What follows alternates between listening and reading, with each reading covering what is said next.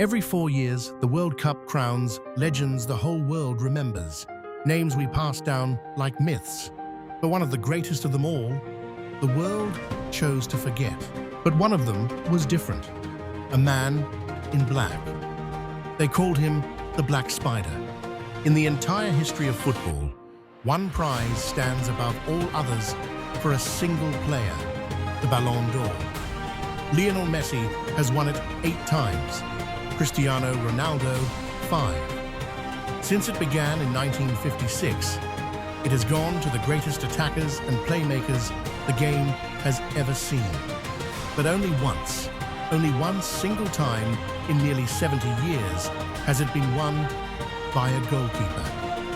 A man in all black, who guarded the goal for the Soviet Union and saved almost everything that came at him, including more penalties than anyone in the history of the sport. They called him the Black Spider, and he didn't just win matches, he reinvented what a goalkeeper could be. This is the story of Lev Yashin. He was born in Moscow on the 22nd of October, 1929, into a family of factory workers in a country about to be tested like few others in history. There was no privilege and no comfort, only the hard grey grind of Soviet industrial life on the edge of the capital. And when Lev was just 12 years old, the Second World War crashed into the Soviet Union, and his childhood ended overnight. Like millions of children, he was put to work in a factory to support the war effort, standing at a machine through long, exhausting shifts, helping build the parts for a nation fighting for its very survival. The work nearly destroyed him. Years of grinding labor and stress took a terrible toll, and at just 18, Yashin suffered a nervous breakdown. He lost his appetite for everything, even for sport, the one thing he had loved. He was sent away to recover and ended up doing military service.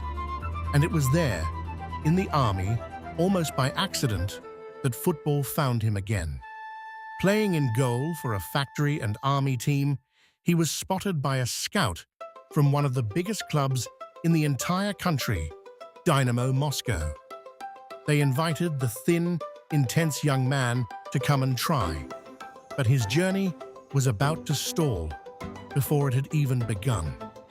Because at Dynamo, there was already a legend in goal, Alexei Komich, nicknamed the Tiger, one of the finest goalkeepers in the world.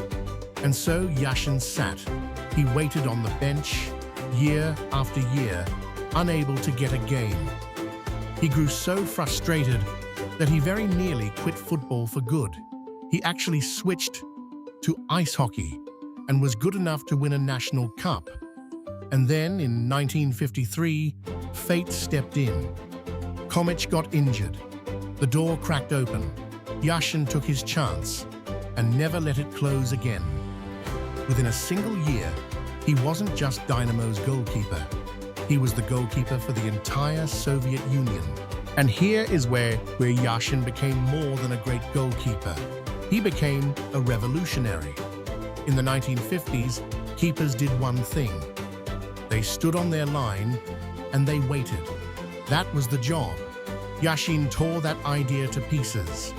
He came charging off his line to pluck crosses out of the air. He raced out of his goal to challenge attackers one-on-one. He didn't just catch the ball, he punched it clear, then hurled it out to launch lightning-fast counterattacks. And he never stopped talking, shouting, organizing, commanding his defenders like a general on the field. He turned the goalkeeper from the last line of defense into the first line of attack. Every modern sweeper keeper you watch today, every keeper who races off his line and starts the play, is doing what Lev Yashin invented 70 years ago, and he won. In 1956, Yashin and the Soviet Union took the gold medal at the Olympic Games in Melbourne. 4 years later, in 1960, he was the rock at the back of the team. that won the very first European Championship. He was now, beyond any argument, the finest goalkeeper on the planet. But there was one stage, the one that turns a great player into an immortal one, that kept slipping through his fingers. The World Cup. At the 1962 World Cup in Chile, it all went wrong. The Soviet Union were knocked out in the quarterfinals, and Yashin, the great Yashin, was blamed. The press turned on him savagely, pointing at goals they insisted he should have stopped. Overnight, the best goalkeeper in the world was being written off as finished, a man whose time had passed. He was 32 years old, and almost everyone seemed to agree his career was over. For a lesser man, that would have been the end of the story. For Lev Yashin, it was fuel. In 1963, he answered his critics in the most spectacular way imaginable. That October, in a special match at Wembley, England against a rest-of-the-world team, Yashin put on a goalkeeping display so breathtaking, so impossible, that it stunned the watching world. He flew across his goal, turning certain goals into saves over and over again.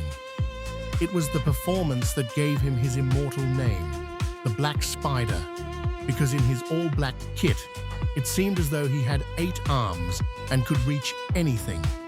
And that December, the game gave him its ultimate honor. Lev Yashin was awarded the Ballon d'Or, named the best player in all of Europe. Not the best goalkeeper, the best player. And to this day, more than 60 years later, he remains the only goalkeeper who has ever won it. And the numbers behind the legend are staggering. Across his career, Lev Yashin saved more than 150 penalty kicks, more than any goalkeeper in the history of the game. He kept over 270 clean sheets, more than 270 matches in which not a single ball got past him. And he did all of it for one club, Dynamo Moscow, across more than 2 decades. One man, one club, one black shirt. Peter last, the World Cup gave him a moment too. In 1966, in England, the 36-year-old Yashin led the Soviet Union all the way to 4th place. Still, to this day, the best the country has ever achieved at a World Cup. He even traveled to a 4th World Cup in 1970, this time as a backup and a coach, quietly passing on everything he knew to the next generation of keepers. In 1971, after more than 20 years, and one of the greatest careers football had ever seen, Lev Yashin finally said goodbye.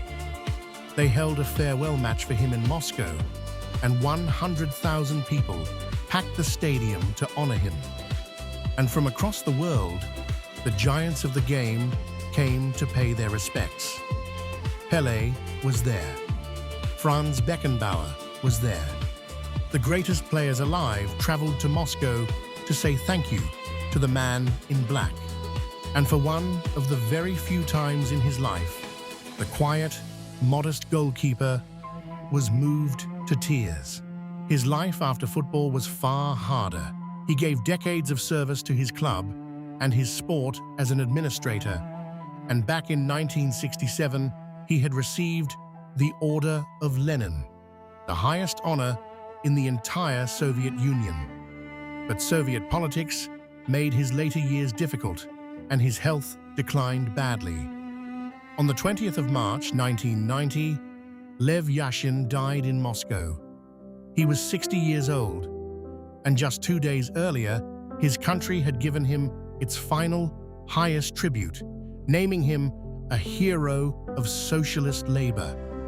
He lived just long enough to receive it. But the man in black was never truly gone, because his revolution lives on in every game you watch. Every time a goalkeeper races off his line, sweeps up behind his defense, throws the ball out to start an attack, or roars at his defenders to organize, That is Lev Yashin. He didn't just play the position, he rewrote it. In 2019, the game gave his name to the prize for the world's best goalkeeper, the Yashin Trophy, handed out every single year alongside the Ballon d'Or. And the experts who study this sport have named him again and again the greatest goalkeeper who has ever lived. So why, outside of football's true believers, do so few people today know his name? Part of it is the position itself. Goalkeepers don't score the goals, don't grab the glory, don't sell the posters. Part of it is the era. Black and white footage, a Soviet Union sealed away behind the Iron Curtain, a world that barely got to see him play. But the next time you watch a goalkeeper come flying off his line to command his box, remember where it began. Remember the thin boy from a Moscow factory who took the loneliest position on the pitch and turned it into an art form. The only goalkeeper ever to be named the best player in the world, Lev Yashin, the Black Spider. If you believe the men in goal deserve their stories told too, subscribe and stay with us, because next time we travel back to 1930s Austria, to a footballer so graceful they called him the Mozart of football. A man who used the beautiful game itself to defy an empire of hatred and who paid the ultimate price for it. His name was Matthias Sindelar. Subscribe. You do not want to miss that one.